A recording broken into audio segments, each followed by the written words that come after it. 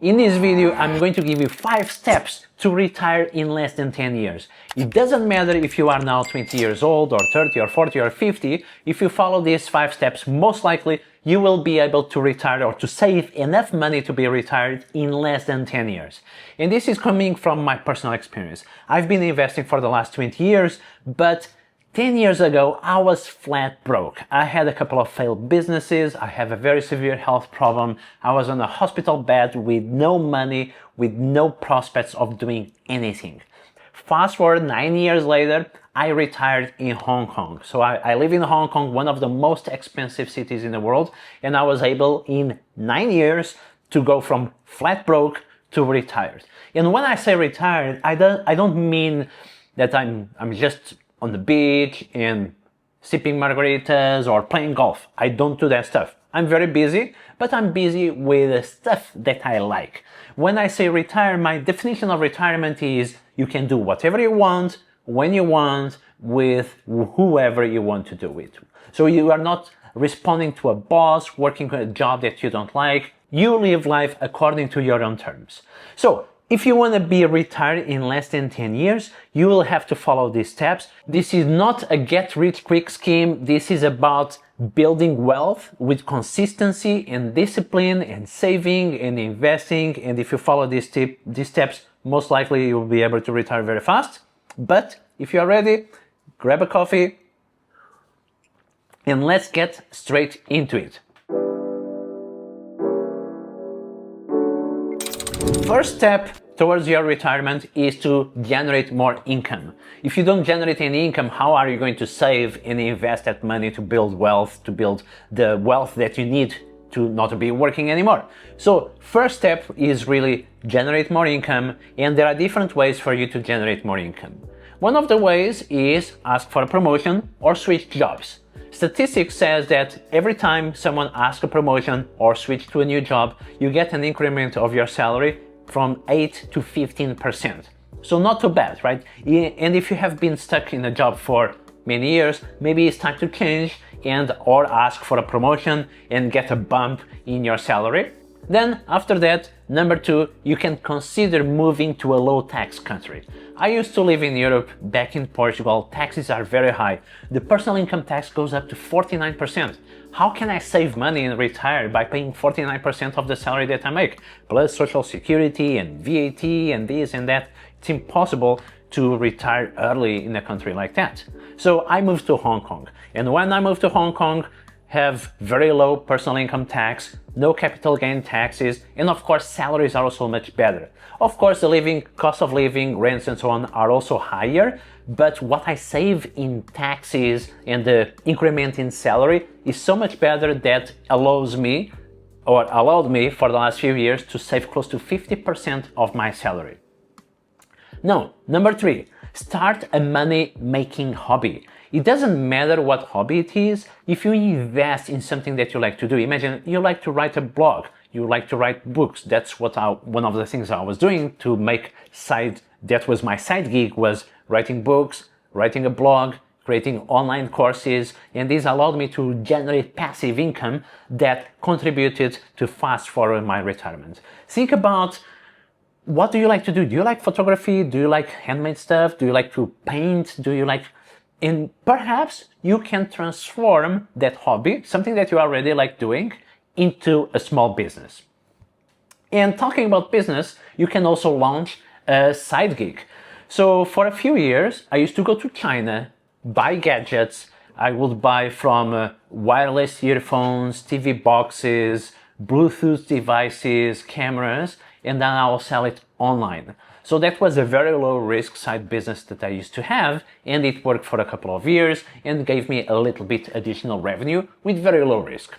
Then lastly, but very importantly, invest in yourself.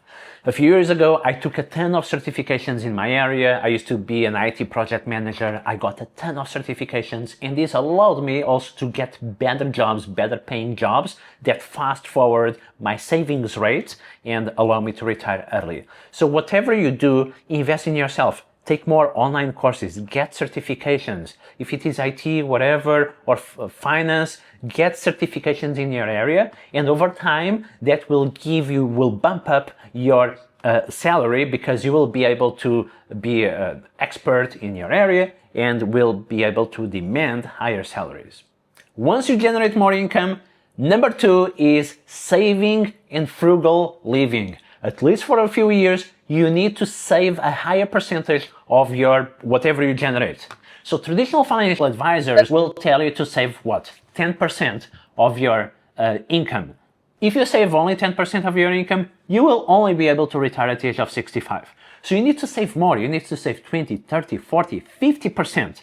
And the faster you want to retire, the more you need to save. And it might suck. You will not have many Starbucks coffees. You don't that additional pair of sneakers. You don't need to go to so many fancy restaurants, at least for a few years. Try to slow down your expenses. Live more frugally. Move back to your parents' house. Share an apartment with someone. Live in a place that is cheaper. Don't buy a new car. All these things will help you with your savings rate. And I promise, if you can save, instead of 10, save 20, 30, 40, 50% of your income and use this income to invest, you will retire way, way earlier. And once you have that financial freedom, it will feel so much better than the instant gratification of spending all that money.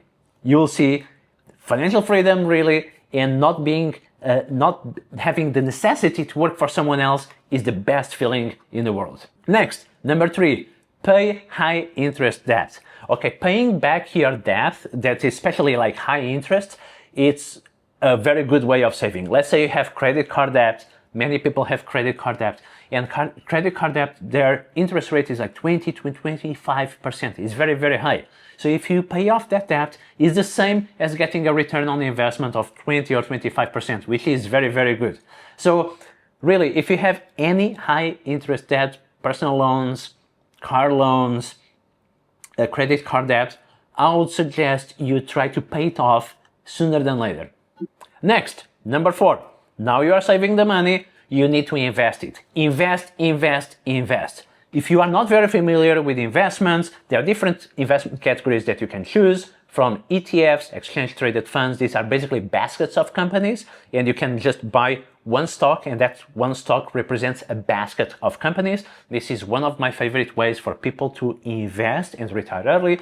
You can pick individual stocks, you can invest in crypto, but to be honest, statistically, in the most well-proven manner to invest and make money over time in a consistent manner is through ETFs, exchange traded funds.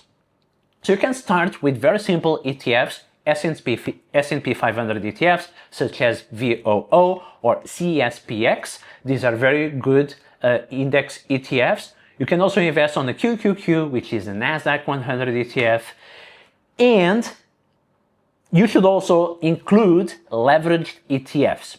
I have a course, 4.5 hours long leveraged ETF course, and I cannot compress now in this video why you should have leveraged ETFs in your portfolio, but basically you can compound your gains so much faster, fast forward your retirement. Let's say there are many cases, actually, I will show you here a chart. Can you see this chart here? This is just an example of a leveraged ETF in action. So instead of VOO, which returns 700% over a period of 15 years, if we have invested in TECL, which is TECL, over a period of 15 years, you'll have a return of 59,000%. But anyway, this is something that it needs to be a separate video because it's a little bit of a complex topic, but ETFs can really do magic for your savings. Other than the ETFs, if you want to play around with stocks, you really need to be a long-term investor. Don't do short-term trading. That's a loser's game. Buy underpriced stocks, and I talk about tons of underpriced stocks in my community, tons of tech stocks that perform extremely well and that really outperform the S&P 500 and their indices. Finally, you need to have a good investment strategy and stick to it, okay?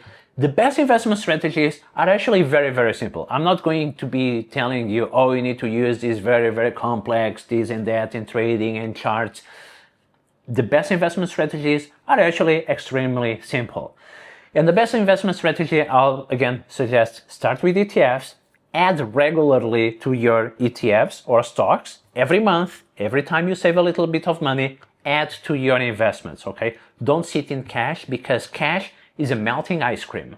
Thanks to inflation and the money printing that is going on, if you have cash, you are 100% chance be losing money, right? So if you are holding cash, for sure, over the long term, you will be losing money. But if you invest that money, you will be investing in assets that appreciate thanks to inflation. So inflation doesn't happen only for goods and food. There is also asset inflation, because when the government prints money, part of that money will, one, end up going to the stock market. If you were around during the pandemic phase, the government printed a ton of money, and what happened? The stock market exploded because people grabbed that money and invest that money. And also, number two, part of that money that is printed ends up being in the hands of these companies, because people will consume, and what will people do? They pay for their AI subscription, they buy new computers and gadgets and Apple iPhones. So these stocks always end up getting part of that money that is printed, and that's why you need to hold assets. Very important piece of information. Did you know the top 1% of richest people, they have the majority of their wealth not in property, not in bonds, but in stocks? This tells you something, right?